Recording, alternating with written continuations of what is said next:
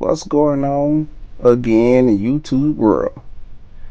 So I'm back again as told by my previous video with a review of one of the worst and short-lived and utterly ridiculous TV show of the 1970s called Mr. T. And not the one, not 18 that you're thinking about. This one came out in 1976.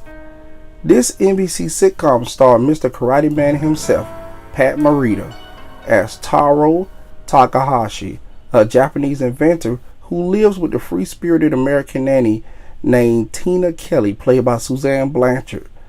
Now, Morita's character had only appeared in one episode of Welcome Back, Kotter before the network decided that he deserved his very own spinoff.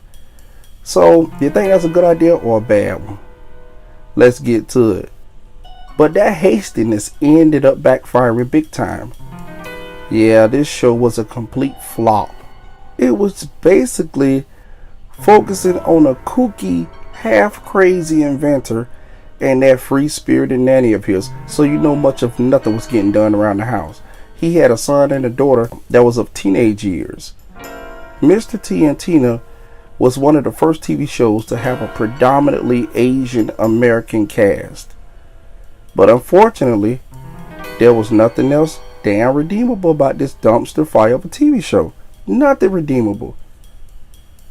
And let's not even get started on the show's writing. I'm talking about pitiful writing for 1976. Listen, the show's writing was plain awful and relied on clunky stereotypes that seemed racist even back in 1976, which is really saying something. It's really saying something. One of the show's most notable critics was a guy named Lee Winfrey. He was quoted as saying, "I feel like suing ABC for damages." He even said that if I ever watch it again, it'll be when I'm bound and gagged. But this show was supposed to be, like I said earlier, a spinoff from a character that appeared in one single episode of Welcome Back, Kotter, starring John Travolta. And from what some sources say on the internet, they was basically saying that instead of the show being humorous, it came off as shockingly stereotypical and pushed gags that were extremely bigoted.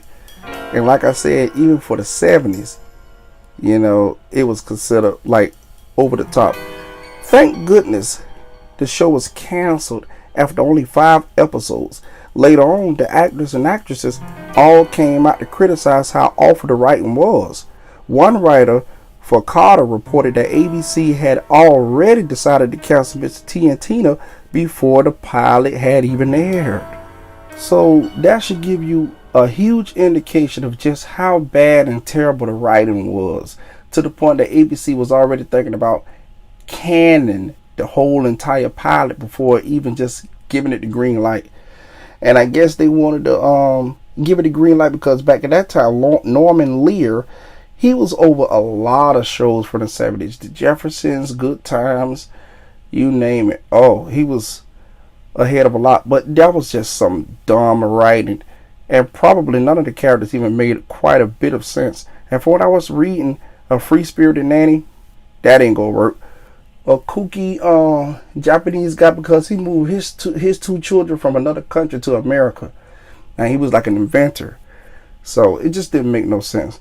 And like I said, the show was all over the place.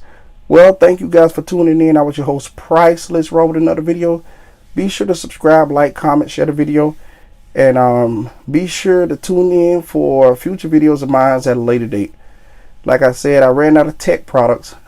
So now I'm reviewing shows and movies. So be sure to catch me next time. Until next time, everybody, peace and continue to have a good one. Later.